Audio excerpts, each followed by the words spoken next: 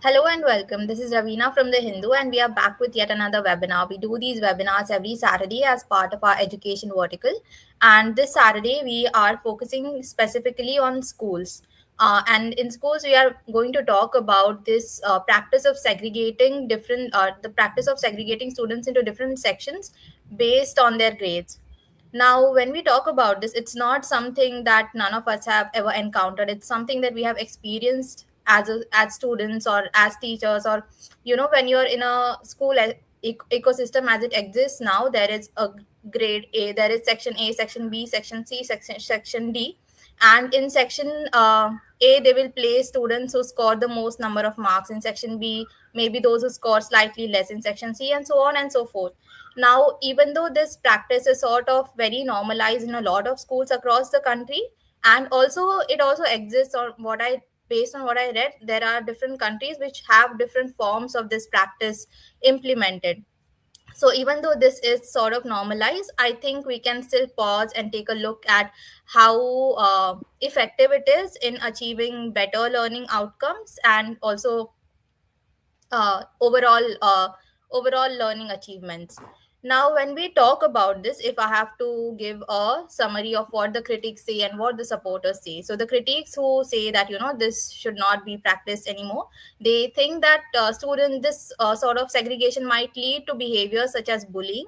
And they also say that it sort of implies that our teachers are not able to handle multi-grade or diverse classrooms. They also think that when we uh, go ahead with such a practice, it sort of puts labels on students at quite a young age, and they might get boxed in this label, and it might affect their self-esteem. And there are also concerns that it may reinforce social inequality and hamper this whole concept of inclusivity at a school level.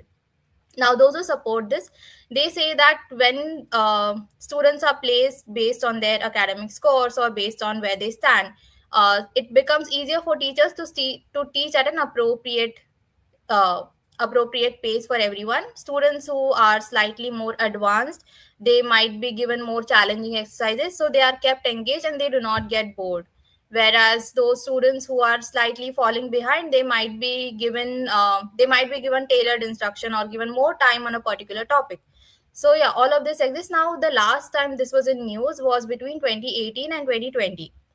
This was when the Delhi government launched this program. It was called Chunauti, and under this, they evaluated students between grade 6 and grade 9, and based on their results, they were put into two sections. One is Pratibha, which means talented, and one is Nishtha, which means those we believe in.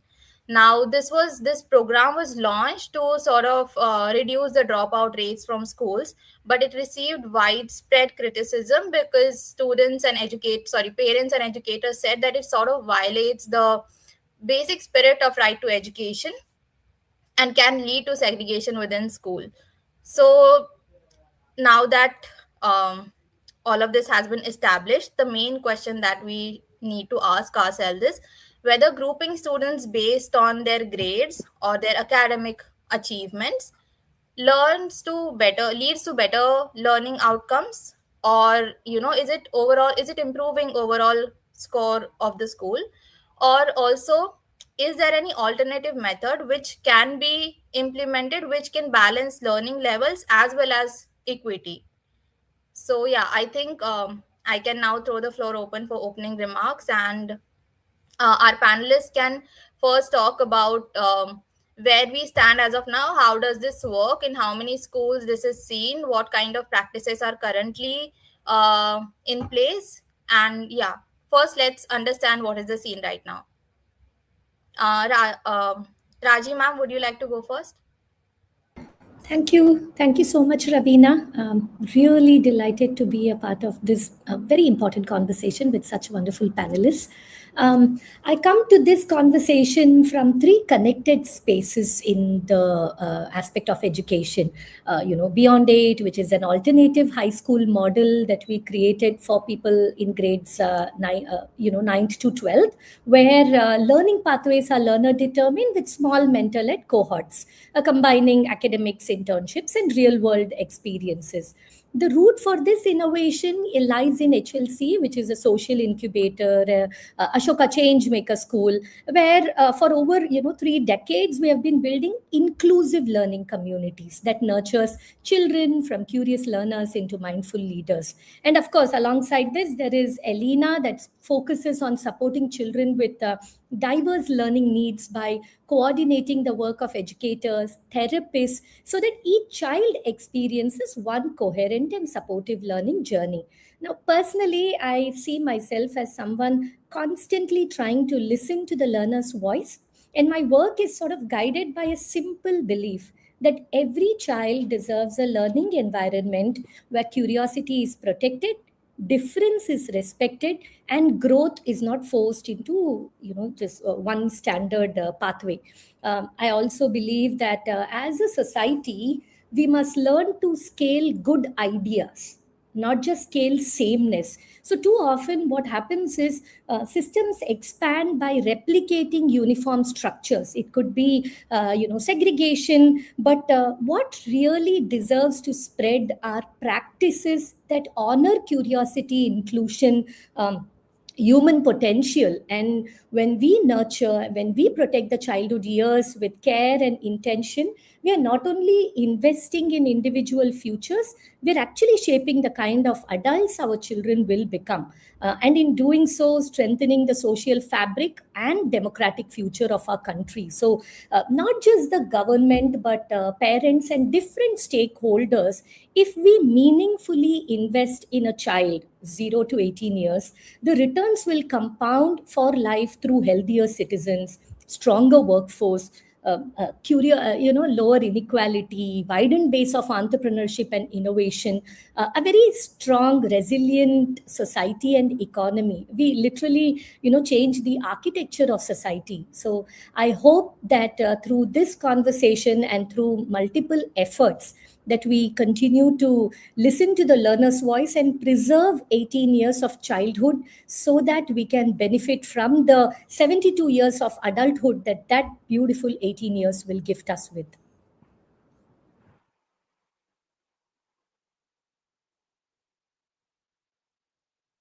Sorry, I was on mute. Thank you so much, ma'am. Aarti, ma'am, would you like to go next?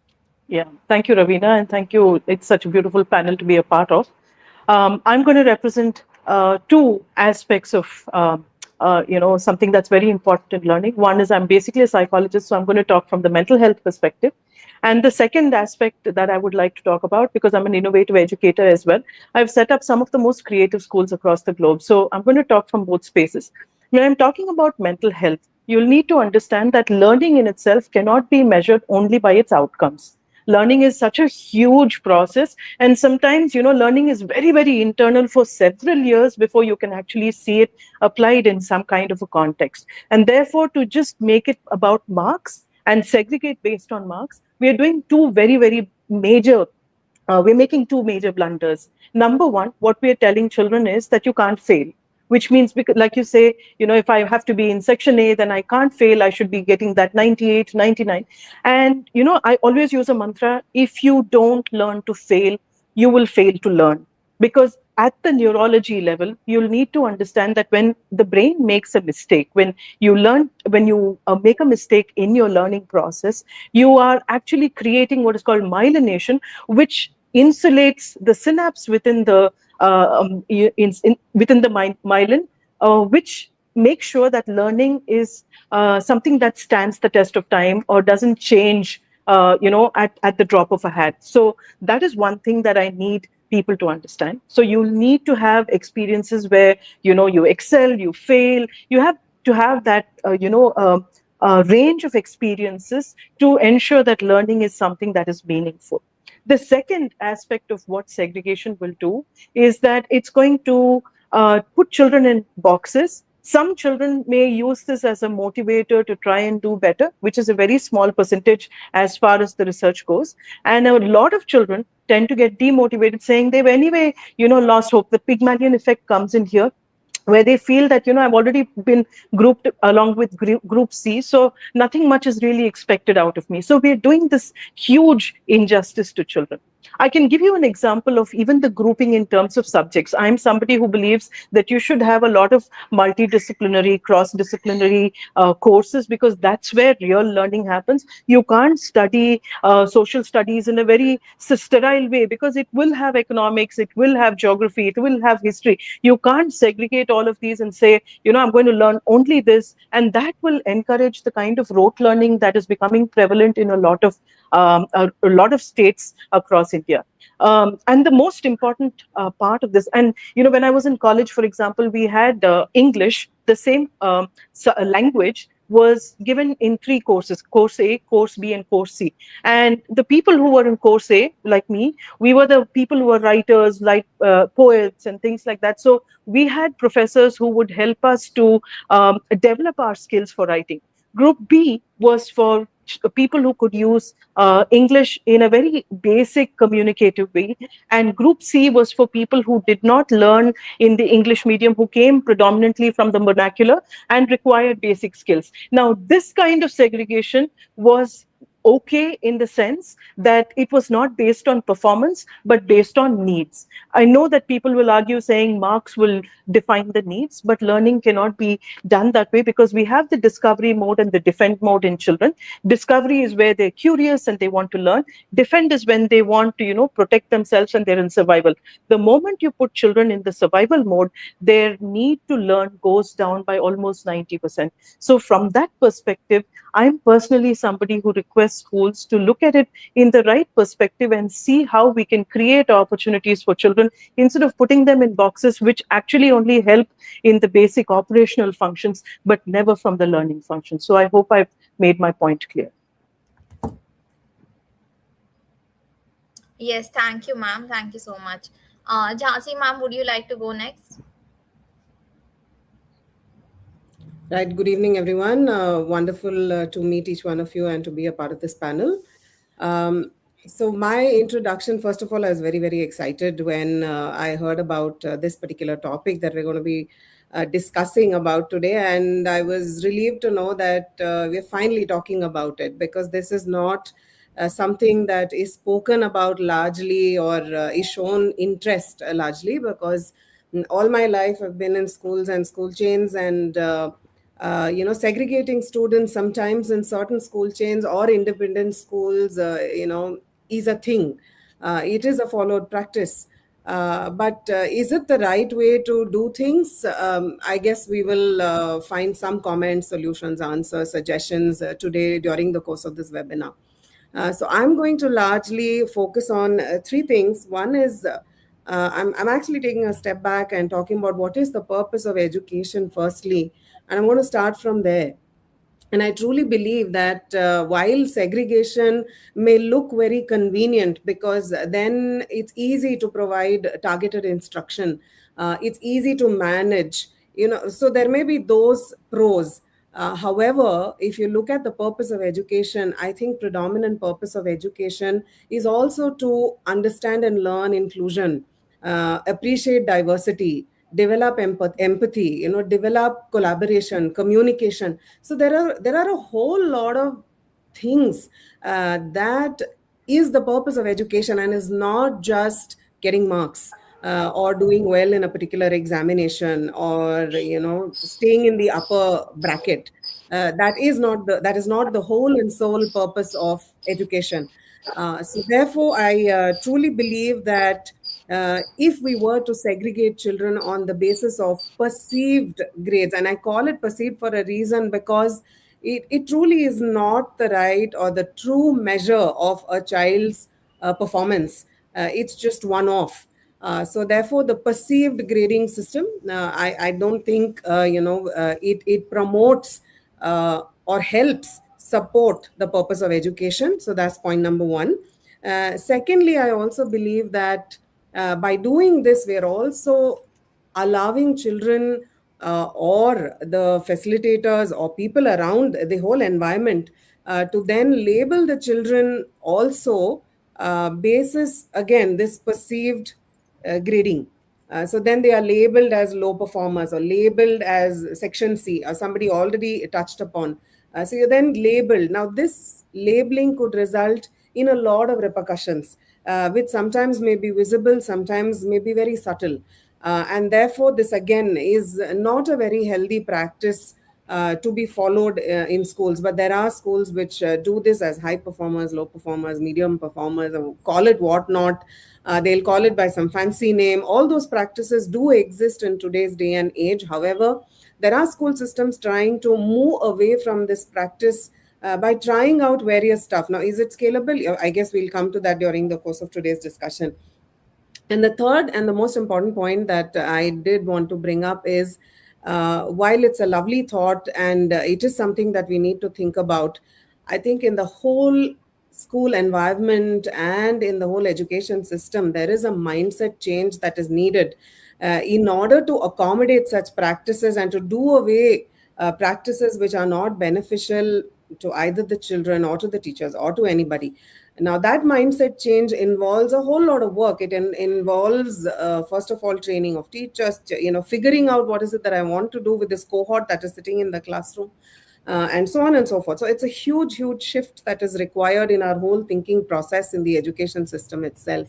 And last but not the least, during the course of my research on developing grit among middle school students, while I delve deeper into this, it is a proven fact. Of course, there's not much research available in India, but from whatever literature is available and from our own research, what we discovered is children learn better and develop skills in a heterogeneous group and not in a homogeneous group.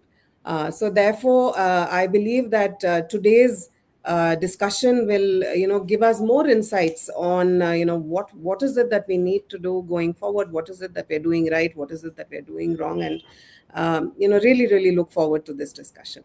Thank you. Thank you so much, ma'am. Viplav sir, would you like to give your opening remarks? Yeah, on a lighter note, I went to school with Barkha Dutt, the famous journalist, Oh, and I was not in the same section. So I'm just wondering if I was in the same section as Barkha, my life would have been slightly different. But of course, I did have wonderful people in my section as well.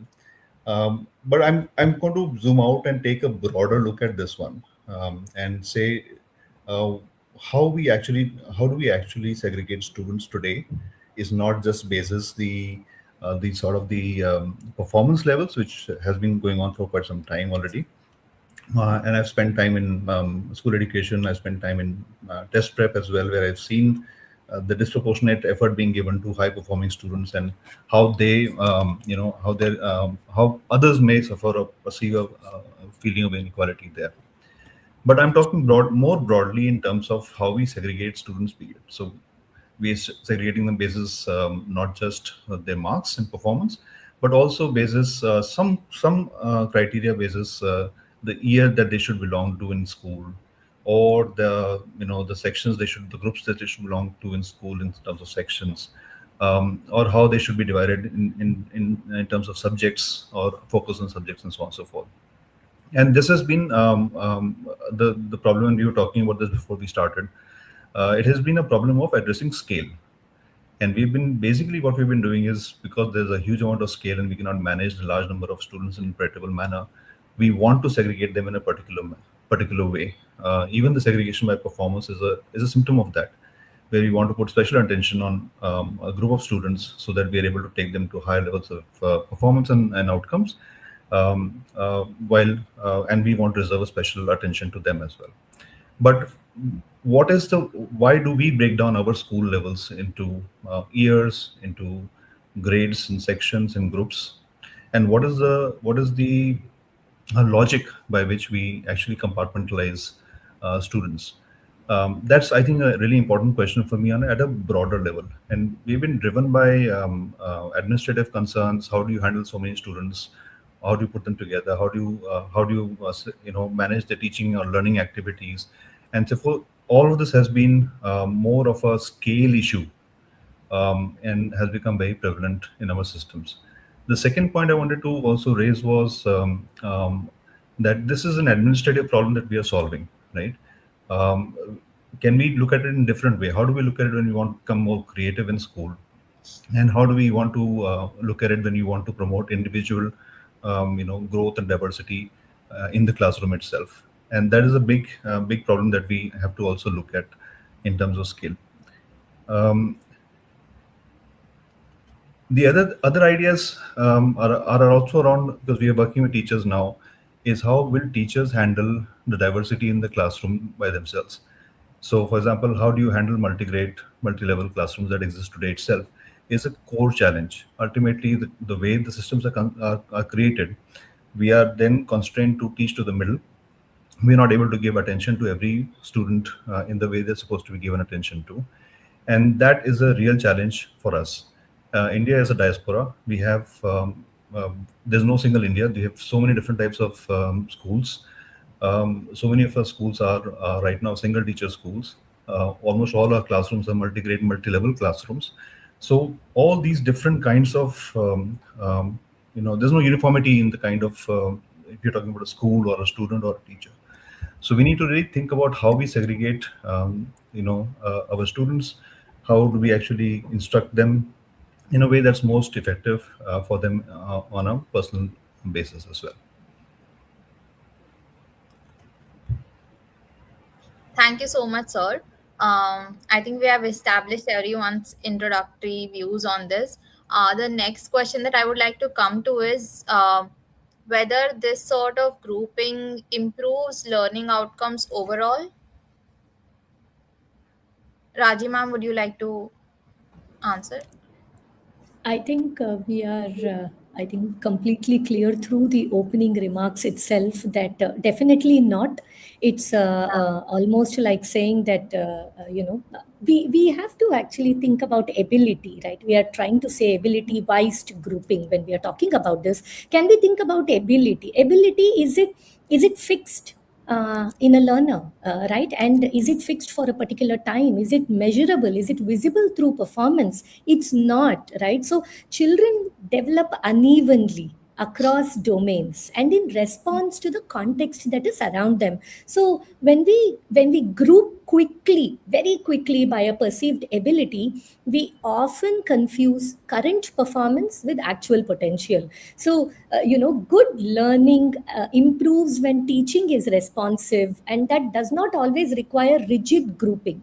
It requires adults to observe well, personalize support, and create multiple entry points into learning. So ability wise grouping, segregation, grade wise grouping, it can improve short term instructional convenience, but what it does to the self worth of children. I think Aarti will be has already spoken in her opening remarks that when ability-based grouping can be very, very detrimental to the self-worth of a child, and it's almost like when we try to do this age-based, age and ability-based efficiency, it's like buying cheap infrastructure and then spending the next 20 years repairing the damage. So the real question here is not if children are different. They are, obviously. The real question is whether our schools are designed to respond to difference with intelligence, or are we wanting to suppress it for convenience through different methodologies of segregation and other names that we come up with. Thank you so much, ma'am. When we say that, this is not the type of segregation that would happen, if we are talking about teachers and that they need to handle a diverse classroom, what kind of support structures do we need to provide them with if they have to overcome this practice? So Any can I one You of jump know, in? go ahead, Biplab. Just one quick point before you come in. This is a problem of scale. So we've handled it with scale, right? We've got a board of education. The board of education is defined. This is the content to be taught. This is how it's going to be taught. They're going to be 30 weeks. They're going to be 5 periods for science. We've defined everything for a teacher to sort of narrow them down and stop the agency to deal with multi-grade, multi-level scenarios. So the most important thing I think we should do is try and empower our teachers. Sorry, over to you, Aarti. I'd like to also add context here. When we are saying learning and outcomes, we are still sitting with the 300-year-old method, which has the assembly line and the quality control. Please, let's start looking beyond all of that. That was okay for 300 years back when we were creating supervisors and managers for the industry. Now we need to have people who are more contributors than consumers. You can't have people continuously saying, will I get a job? Will I get placed? They need to be saying, will I be able to create jobs? Will I be able to create an ecosystem that is healthier? The second part that I want to make very clear from mental health is when we are looking at segregating. Raji mentioned ability, and at one point Jansi also mentioned why it's important to have diversity. What I'd like for us to understand is that when you do not have just the marks, and if you're going to segregate just on marks, but when you do segregate children, you have to put 25 kids together or 30 kids together in a classroom. When you allow children of different abilities to come in, you're also creating a system where even if I'm not so great with academics, I may be very, very good, I may be very compassionate, very empathetic. Some values that I may embody are things that another child may not have. So, what diversity really does is to ensure that all children have this opportunity to experience life in all its beauty. And at the cost of sounding extremely philosophical, I want us to understand that schooling really needs to have that, because with especially post COVID, we noticed that there are so many gaps in learning, and these arose because children did not have access to peer group interaction. And when such a problem already exists, segregation based on some one parameter is going to actually create children who are going to be stunted in other areas. And I think it's something that we have to deal with as a collective. We can't just empower teachers, we can't just educate parents. We'll need to work together to make a difference. So I hope that sets a context for what mental health challenges we will face if we don't address this at the earliest. Thank you, ma'am. Jhansi, ma'am, would you be able to talk about this? What kind of support systems do we need to provide our teachers with? Sure. So thanks, Ravina. It's a great question. We've all spoken about learning outcomes. What is it that one needs to achieve in a particular grade level, subject level, lesson level, etc., etc. But at the center of all of this are two people, and I say this multiple times. There's the student and there's the teacher, right? So we'll have to get this right. Now, in order to get that right, not every teacher comes equipped with the necessary skills to handle such a diverse group. Because if we are, like I said right in my opening statement, if we were to put children of a similar kind, whatever that is, together, it does make things easy. But is that the route we want to take? I think the clear answer is no. So if we want the teacher to be able to hand a diverse learner group, then there are skills that we need to equip the teacher with, because given today's circumstance, a teacher doesn't come ready with these skills. And I can just talk about it till the cows come home on challenges with the whole teacher training and all of that, and that's a whole new different concept, topic. But then I will just stick to how do we equip our teachers. First of all, I think we will have to have proper structured teacher training mechanism to equip them with methods that they can use in such a diverse learner space.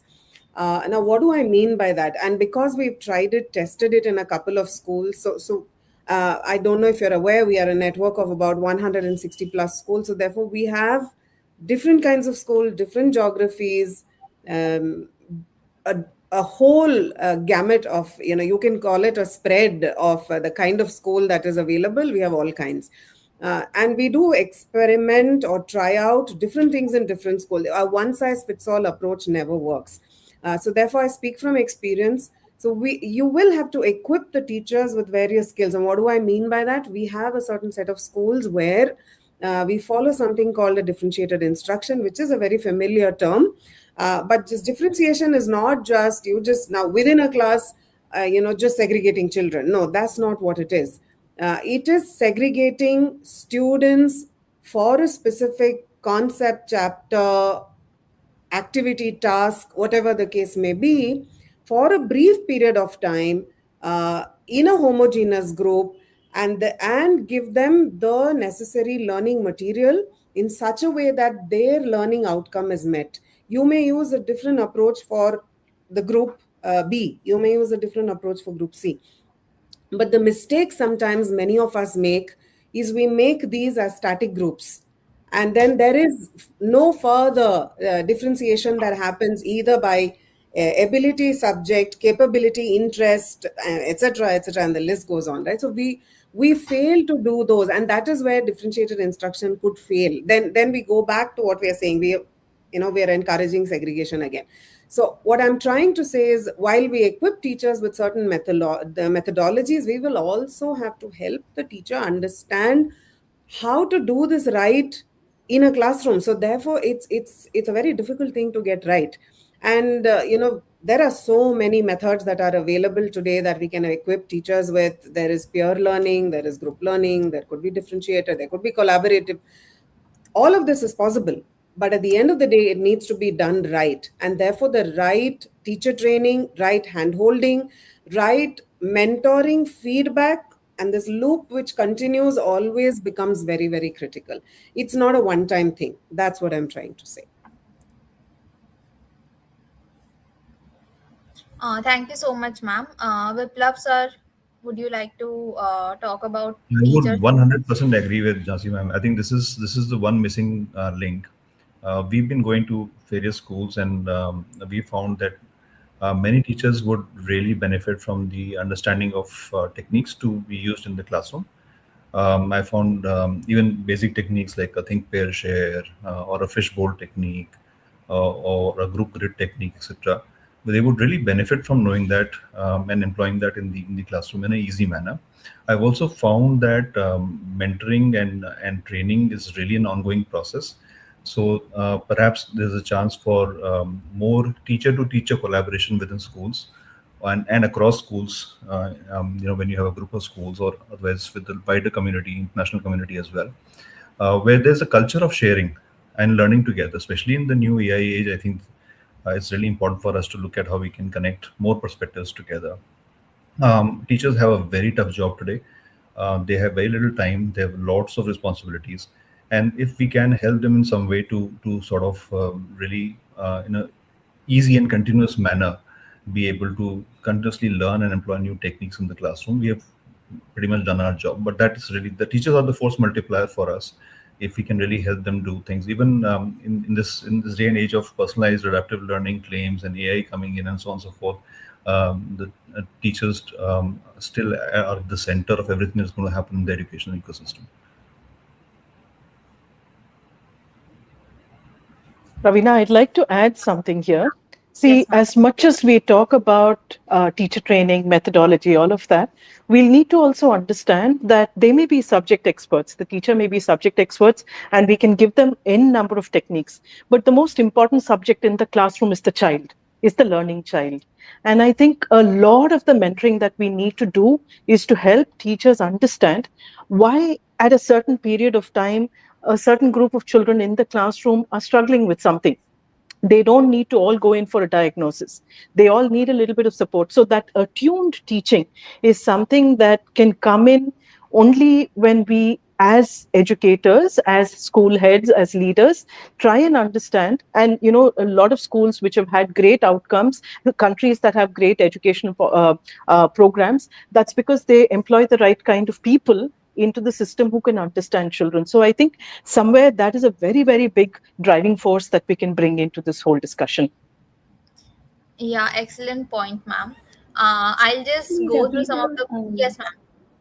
I just wanted to speak about scale because scale is the biggest problem, right? Naveen, my husband, who is also the co conspirator in everything that we do in the space of education, for both of us, the first question people ask is, oh, okay, HLC, all right, beyond it, okay, you guys are just catering to a small group of learners, you're catering, you're in a very beautiful, shell, and hence it's working. What about scale? What about so many different schools? And I think what we do wrong with scale is that we imagine one perfect model spreading everywhere. Actually, in reality, it can come from very small shifts that are adopted widely. So, if schools begin to adopt even one thoughtful practice that better respects how children grow, the cumulative impact of that across thousands of classrooms can be profound. So the goal is not to replicate just one institution's design everywhere, which we try and do, but to spread principles that work. And if a system scales the wrong things like segregation, like rigidity, and a narrow definition of success, the damage also scales. So if even a few good practices spread, that benefits will multiply across generations of learners. It could be differentiated instruction, it could be treating the learner as the subject in the classroom, listening deeply to the learner's voice, using flexibility in pacing, using a hybrid learning environment. There are many small things. If we were to just pick one as per the context for a school, I am sure that the benefit of that will not just be for our children, but it will have a generational benefit across, across multiple stakeholders as well. Raji, and one more thing I think that I'd like to add, I think the small changes are great, but we are as a nation, education systems worldwide, we are really it's fashionable for us to implement some popular schemes. Like now we're talking about competency-based frameworks and things like that. And the issue really is competency-based frameworks are at odds with the kind of scheduling and timetabling and other kind of things, because it believes more on each individual's attainment of mastery of a particular concept before they move on to the next concept. And therefore, if you really are going to look at mastery and competency based assessment and competency based learning, you have to become flexible in terms of the time you spend in class or to give to every student. And by default, starts becoming personalized. But at scale, how do you implement that kind of a system when you have rigid class timetable, kind of mechanisms in class? I would be very interested to know how we can even make it possible at scale. Yeah, one of the things that I came up with when I was reading up for this is that teachers have this thing that this is the syllabus that you need to finish in this amount of time, and for that you will be assigned these many number of classes. So when there is so much restriction on how much time and how much needs to be covered, I think teachers also face difficulty catering to all kinds of learners. It's something that I read up. But yeah, is there any way to work across this? Ravina, I'll add this because I also work with slum schools, I work with village schools, I work with government schools, and also the private and the international schools. So I can give you a little bit of context here. See, if the teacher and the school really understand each other and their core philosophy revolves around the well being of the child, even without such rigid expectations, most teachers are able to nurture learning in children. Where the problem arises is where the curriculum is created and lesson plans are made somewhere centrally. So something that's made in Bombay is being used in a Tirunelveli or something like that. Then the problem arises because what works in Bombay may not necessarily work with a learner in another and India with its subcultural differences, it's going to have completely different outcomes. So this is where I feel, the models, and I don't want to name the states or the brands, but I would like to say that people who scaled up without understanding the needs of the learning brain, the needs of the teenager, and started preparing children for the entrance coaching, and made them coaching hubs where children were deprived of their right to have a normal teenage, have gang related, peer related interactions. That's where this whole process started. So I think somewhere it comes from the commercialization of education and the lack of understanding of what is required within the classroom and for a learning child. So I hope I've made that point clear as well. Yeah, yeah, ma'am. I think commercialization is one factor which is driving a lot of things in education right now, be it at school level or even higher studies or these entrance exams. I was just taking a look at some of our comments, and some of them do have really interesting things to say. We have the first comment we received is from Mr. Dharmendra Singh, who says that my question is, if schools are meant to be miniature democratic societies, does segregating students by grade levels prevent them from experiencing the real world diversity of a community? And how can peer learning between strong and weak students bridge this gap to foster mutual respect and social cohesion? I think peer learning came up a lot of times in everyone's remarks. So, how does learning work here, or how can whether it you like possibly? it whether Yeah. you like it or not, children learn from each other. Okay, there is a huge fallacy if we believe that children are learning from the teacher. Okay, the teacher at most is probably coming in into the classroom completing something, but most children learn from each other. So I hope that gives context. And of course, going into the teen years, children learn best from the peer group. And project based learning is like a ready made model for that. But just beyond that, even group study, discussions with each other, challenging each other after class, with just a joke about what they've studied, teasing the teacher, all these contribute towards peer learning because it creates that ecosystem where learning is nurtured. So that's my take on the subject here. Yeah. If anyone has anything to say about peer learning, you can right now. And That said, just to yeah, add to, sorry, yeah, yeah, just to add to what Aarti ma'am said, in order to, I mean, she's bang on when she says children learn from each other. We're mistaken if we think otherwise. Uh, but in order to make this effective, I think we as educators, teachers, leaders, whoever is involved with children will have to create that environment to allow peer learning. But if we put them in a classroom where you're not even allowed to interact, speak, voice, then peer learning is a failed approach. It's not going to work. So the classroom will have to be, the environment will have to be conducive for peer learning. Otherwise, it's just going to be concept for concept's sake, and will not result in anything. Nobody's going to learn from anyone.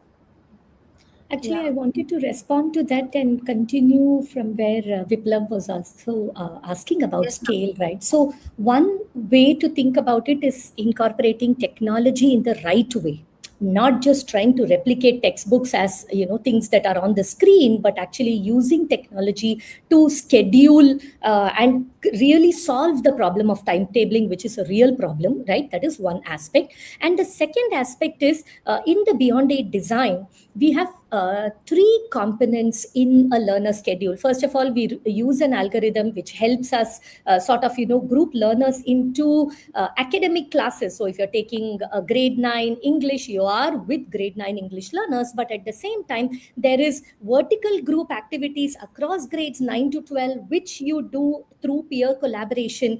And then there is individual activity where you're working with a mentor, you're working with the college pathways counselor, you're working with the internship coordinator. So the schedule itself, the program design allows and respects that there are aspects that require individual attention, there are aspects that require peer learning and peer collaboration and fun and joy, and there are aspects that require you to learn amongst peers who are also sort of wrestling with that same subject content, because again they still have to write those exams, they have to still get to college. So how do we, within that framework of I need to get to college, I need to do right by myself, how can you also preserve self-worth, how can you also build camaraderie and friendship, and how can you also build joy in children through that learning process, is something that we have done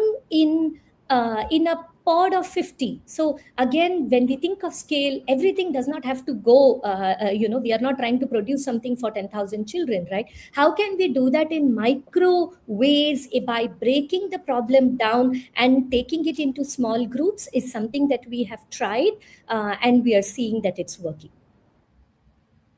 no, that's very interesting. I think some of the practices I have seen also worldwide.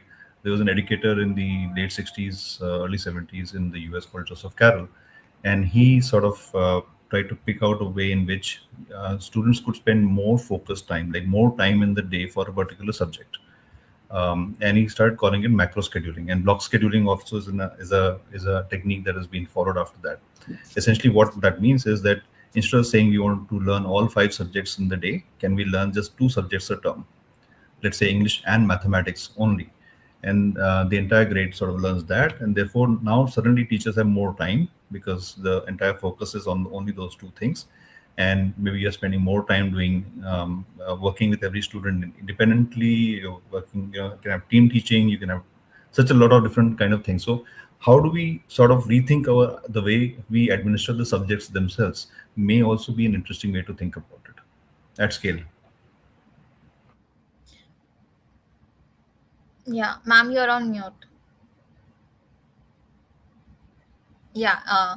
So anyway, during my intro, I had mentioned one point. I said that there are some critics who think that grouping students based on their grade could also reinforce social inequalities.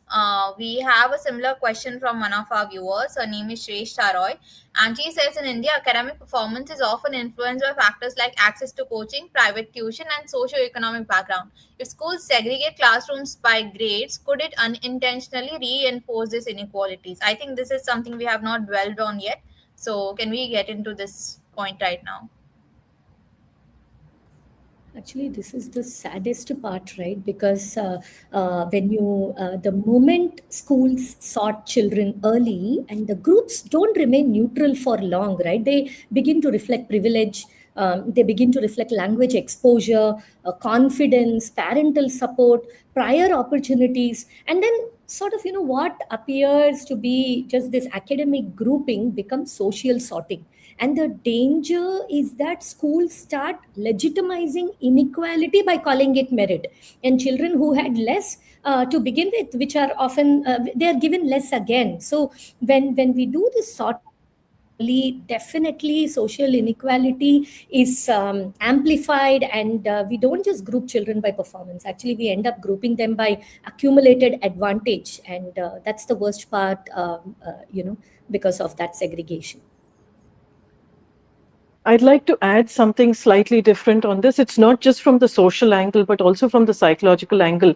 Many children who may be going through what is called ACE experiences, adverse childhood experiences, like parents separating, having lost a loved one, not having the kind of access to good health or practices.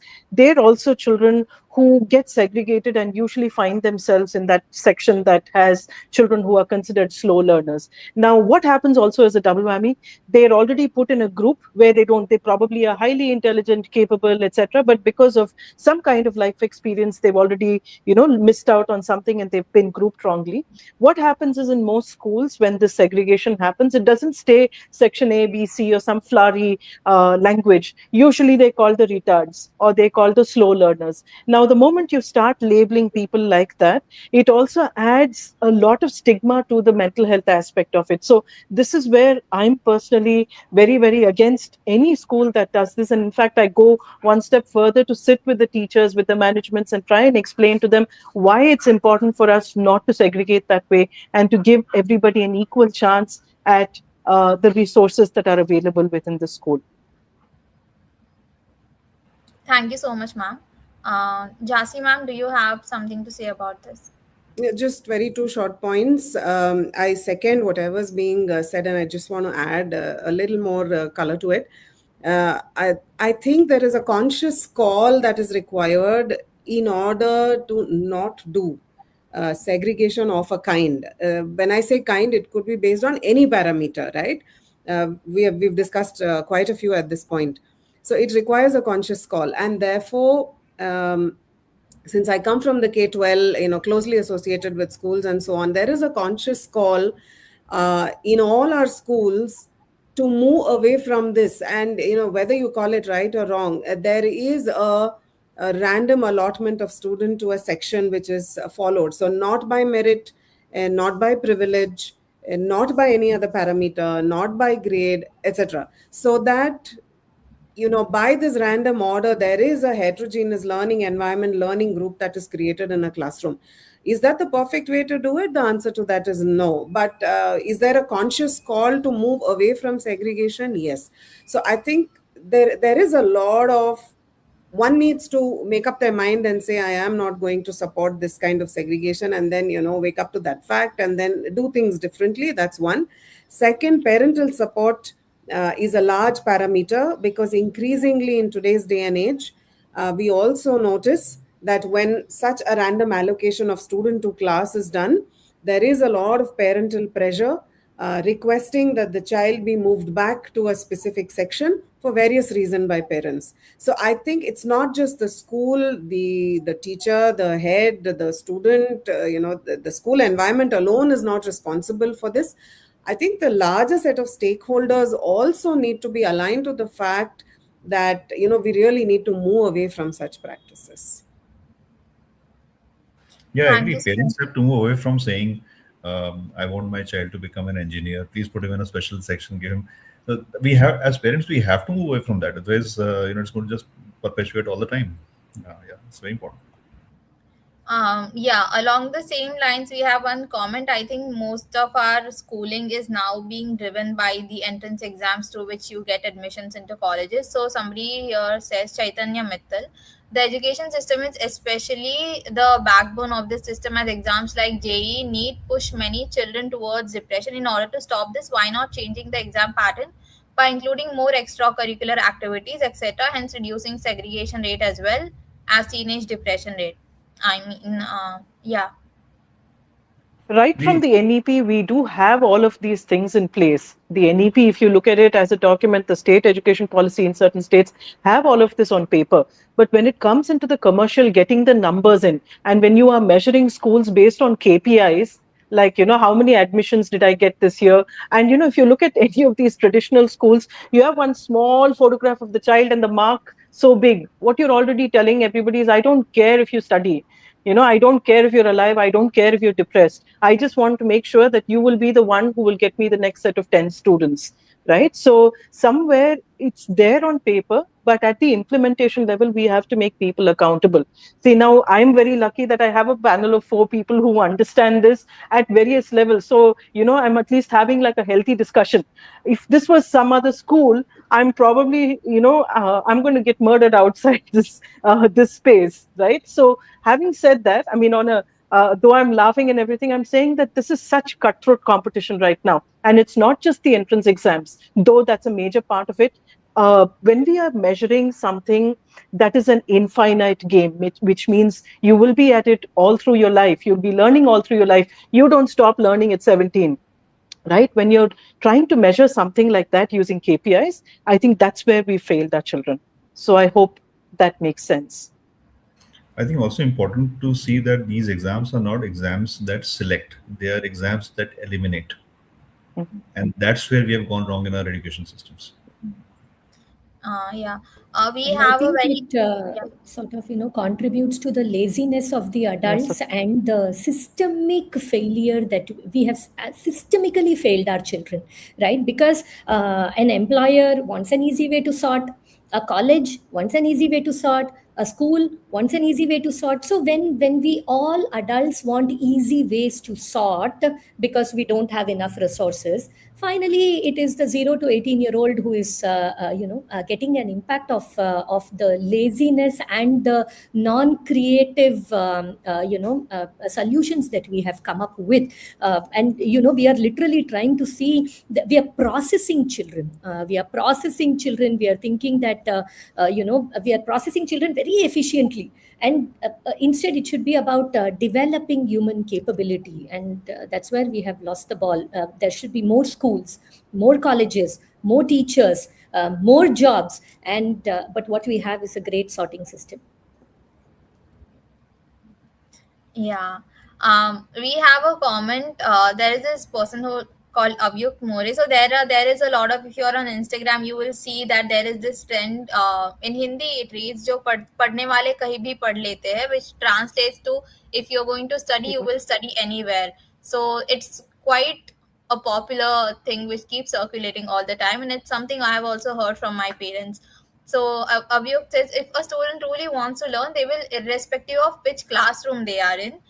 Segregation based on marks isn't the problem. It helps students thrive in competition. The problem is that students scoring less marks are labeled as not bright, which should be stopped.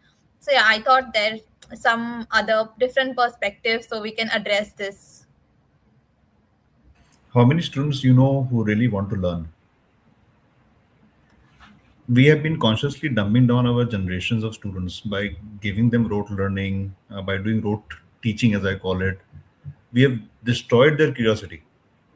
forget about having individual motivated students to learn. I mean, there are of course a lot of those students who want to learn on their own, but it's not because of our doing. I would only So I add to think saying let's not normalize. Sorry, Raji, go ahead, go ahead. I was going to say that that statement also comes from a space of privilege. See, I was grown in the chawls of in Mumbai. You don't have exposure, you have curiosity, you have the willingness to learn, all of that. But if you don't have exposure, if you are not, if you are if you are going to be segregated, you think that is the reality of the world and you try to work through that. You are not even aware that there is another way to do things, and then you sort of develop this sense of a sense of self where you think that you are not enough. Where is this motivation for learning coming when you are not aware that there are better ways to do things? So sometimes it is very easy to say that for some children it will work, but I think we need to ask the child, which child has it worked and what was the context that they were in, what was the support system that they had, and how did they even develop that sense of achievement. While I respect the comment that the person has made, I would also like to add that we can't normalize nonsense just because it worked for a bunch of people, number one. Secondly, like Raji beautifully put it, children need to decide. So, for example, when you're taking physics and you're learning the laws of light and sound, there is a beautiful book in Tamil which has couplets like your dohes in Hindi and your Tirukural in Tamil. The scientist has written all the laws of light and sound as two-line couplets in Tamil. My village children are studying those as poetry, and they apply it much better in science than any textbook ever has made possible. So let's not normalize something just because it worked for some people. Let's try and rise up to this challenge that every child can learn, not on the same day, never in the same way. If we understand that, I think we'll make a huge progress. Yes, thank you, ma'am. I was just going through the comments, and there is someone named Archana Narayanan who says, "As Indians, we have entered the edtech race, and segregation has become a norm. And this segregation has been marketed as a strategy for gaining admission. I remember taking an entrance for." So now, at least when I was in 12th standard, there was this thing where you have to take an entrance, and if you get some number of grades, you will get a scholarship or something, or you will get some discount, or you will get extra classes. Some sort of, there are these schemes that they usually target students with. As teachers with conscience and knowing what kids in class are actually capable of, how does an individual teacher actually help or adapt or make a difference? I mean, we have, I think, in this webinar again and again hammered the point that it is, in the end, it will be the teacher who will be making the difference, or in the end it is in the hands of the teacher, and the system as it exists now sort of ties the teacher's hands. So yes, again we have circled back to it. Is there anything we would want to say again about how an individual teacher can make a difference? Yeah, I think the answer to bad edtech is not no edtech, it's more edtech. I think we need to have much more in terms of teachers' capabilities of managing edtech, managing digital pathways, because at scale, and even for small classroom situations, technology can be a very good partner if done right. So I think that is one way in which we can empower teachers. And second thing is that I think we should give teachers a lot of space. They have their own motivations, they have their own constraints, and not all of them are going to be the top learners in the class. So that's fine. But I mean, if they're able to adopt a few things, learn from others, and generally remain curious like we want our students to be, it should work out. I Thank you think so. school owners also have a lot of role to play in this, Ravina. We are talking about government, we are talking about parents and teachers, but when we think of a school culture is so important. So let us say in HLC, basically it is the culture of inclusion. inclusion is non-negotiable. Having differentiated instructions inside a class while also upholding the inherent dignity and respect of a child is non-negotiable. But that non-negotiability not just extends to children in the classroom, it extends to the teachers also. So the teachers are also included. Different styles of teaching is celebrated. Mentoring for teachers is a norm, and sharing best practices across the school with a sense of celebration where all of us are celebrating one teacher's achievement is also very important. So while I think in an organization culture where we do just like we do the same thing for teachers as we do for children, I think that is also very important, and that sort of is a top down approach. Mandating inclusion in an organization, will it be cost effective, will it be cost beneficial? Those are all secondary conversations. But can we first agree to the fact that segregation, competition of any sort is unhealthy? It creates an anxious generation, and that inclusion, compassionate empathy is the way for building a generation that can actually become a true demographic dividend. We are talking about demographic dividend. We are saying that we will have so many young children, we will have so, but if that demographic dividend is going to be filled with anxious people, then how are we even going to achieve what we want? And hence I think a culture of inclusion, a culture that respects the learner, that respects the dignity of the teacher as well as the learner, is something that we need to really need to work on from a school perspective. Thank you so much, ma'am. I think we have covered almost all angles of this topic in this last 1 hour. There is something that Aarti ma'am said initially in her opening statement, which is that we should not emphasize a lot on just everyone winning and all, and failure is just equally important. At that time only somebody had posted a comment asking why should we fail, and I think Raji ma'am, if you explain that again, I think that would be a good note to end this webinar on. So I failure is extremely important, because you need to understand that when we fail, so whenever I'm learning something, right, in the initial stages only the neurotransmitters go through a small change. Then over a period, when I'm learning it through different modalities, when I'm trying different things, then synapses are formed, so neurons are making connections. Now that is like a copper wire, right? That is like a copper wire which will just not conduct energy, but it can disperse energy in the absence of an insulator. Insulation comes when I make a mistake. The moment I do something, I make a mistake, and then I realize, oh, okay, let me do it another way. So that's when white matter goes around the synapse. It becomes that insulator so that electricity can pass, so learning can pass. And if I were to summarize that in one of the best studies in the world, it's called Intelligent Fast Failure from Princeton University. On the way to your goal, if you can find all the ways in which you can intelligently fast fail and figure out all the many ways in which you can sort of put things together, then that's the best form of learning. And that's why it's important for us to fail. So failure is not from the angle of stigma, but um, um, from the from the important aspect of understanding that it's like an essential armor that protects learning. So I hope that gives context. Yes. Thank you so much, ma'am. This has been a wonderful webinar. And based on somebody's comment, I would like to conclude this webinar with one thought, which is that why can't school act as learning communities instead of age groups? So, yeah, I think that kind of sums it up. Thank you so much. Thank you so much, everyone, for joining and for your time. Thank you. Thank you. Bye-bye.